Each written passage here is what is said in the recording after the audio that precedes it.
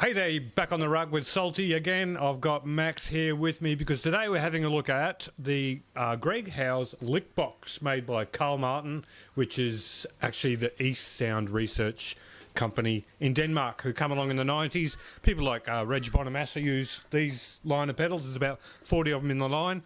Retail in Australia at the moment is about $450, around that. You could pick them up on Reverb for not much less, so they seem to hold their value. It's a three-stage gain pedal. Well, boost, gain and high gain, Max. That about right. They're stackable. So you can use each channel independently, or you can stack the boost, the gain, the high gain, a whole lot, which would probably take you to pretty crazy places, wouldn't it? It definitely would. Definitely. Okay. So we'll have a look at that. Look, I do apologise if we both look like a pair of glazed hams. It's 33 degrees here today. I could close all the doors and windows and turn the air conditioning on, but I'm a tight ass. I'm not doing that. So we'll get the pedal down, the camera down in a minute on the floor, and we'll let Max have a bit of a play with the pedal and let you know what we're doing. What our setup is, we're running through a sort of a custom Epiphone with a pair of P90s in it. They're big wide pots, aren't they, Max? They're 1 meg pots. Yeah, a lot of scope in them. Yeah, it's a really very bright instrument, I suppose you call it. It is. Got a bite to it too. Yeah. And we're through a Blues Junior equipped with a Jensen ceramic speaker. Nice tungsole tubes in that. Blues Junior's wonderful, versatile amp and very easy to mod, and got that classic sound. Yeah, cool sound. Great. Yeah. All right, so give us our dry tone, Max, and then we'll get down on the floor and have a look at this pedal. Go for it. So I think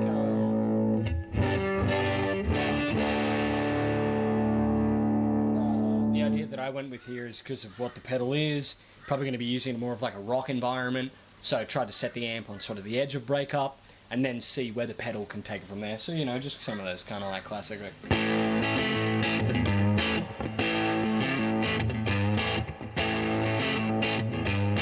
Just that kind of classic sound. That's a classic sound and one everybody loves. Let's move the camera and get down and have a look at this pedal. All right, you'll notice Max has got his best footwear on for the screening today. I want my feet to look at their best for this.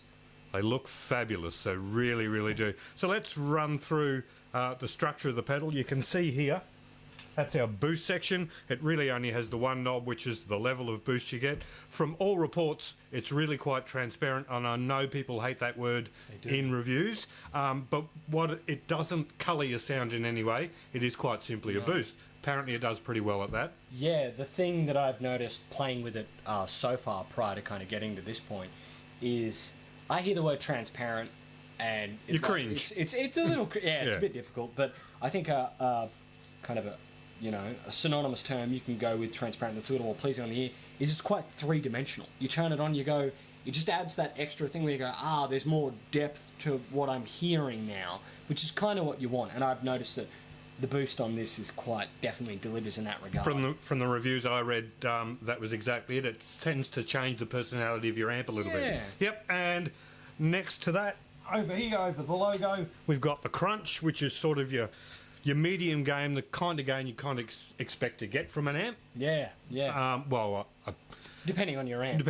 Yeah, we're not talking fireballs or Mesa Boogie. My EVH. Level, gain, tone, pretty straightforward, on-off button. And then we get into high gain territory, same again, level, gain, tone. And you said the high gain's pretty high gain. It's not even... the settings there are quite polite. If you were to push them, you could definitely endeavour to enter some territory. This much is true. All right, well, give us a little something with a clean, and then we can look at that boost section. Wonderful.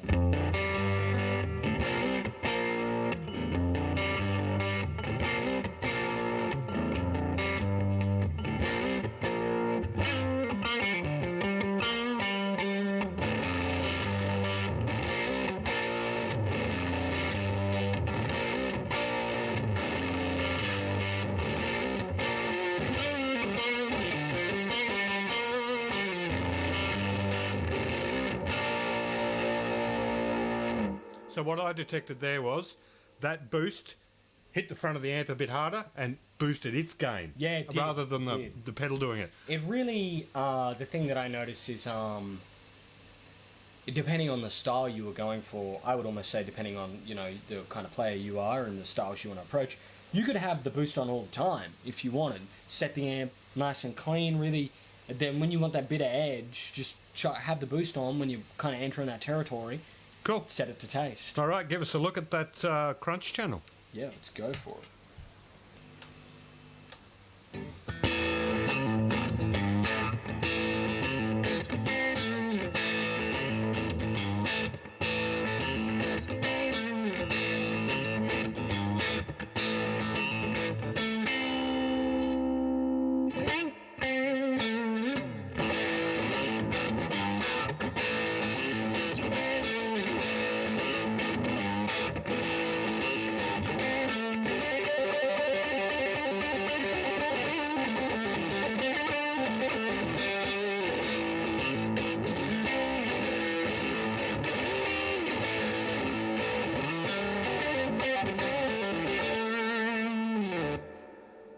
Nice. Look, we might move on quickly to the high gain channel, and we'll talk about what we just heard after we've done the high gain channel. So rip straight in, Max. Give us that high gain stuff. Yeah, let's go for it. I apologise. I'll try some things I don't normally do that a high gain player might do. Okay. We're assuming we know what high gain players do. Yeah. Dangerous territory, but anyway.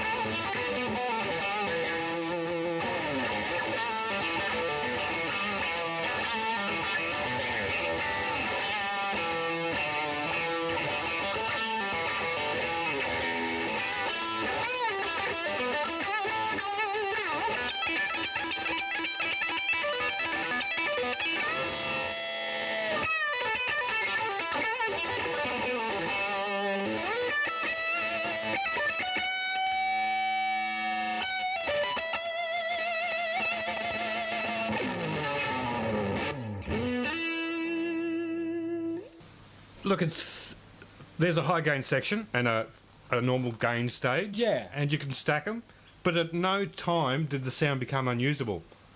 No, yeah, actually very true. There is a bad habit, especially when if you're someone, and it's becoming more and more common, even amongst people who are already high gain, for the compression of the sound to stack different kinds of gain pedals.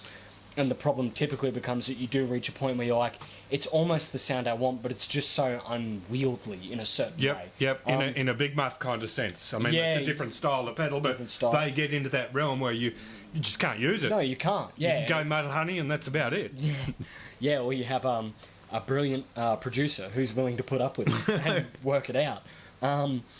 Yeah, the funny thing is about this pedal is that I feel like each and every sort of stage in it that it presents itself as is usable under any and all circumstances, either individually or in concert with each other. It just depends on what you're hoping to achieve. Right. Really. Yep. I would agree. And I think that, look, I'm a stickler for pedals that have, like, too many knobs. So it's nice to see that it's kind of 3 pedals in one. And each one, in my opinion, has the amount of knobs that I'd expect. It's like, cool. That's all I need. Problem solved. Yep, I didn't want to ask any questions. I didn't want a pilot's license with my pedal. I wanted a pedal. I don't have an engineer's degree. Yeah. And it seems like it seems to be $100 per knob, if you know what I mean. If you've got 8 knobs on it, it's an $800 pedal. Yeah, exactly. Crazy. This pedal shipped to me from Musicorp. You can rent it. You don't have to pay $500 for the pedal.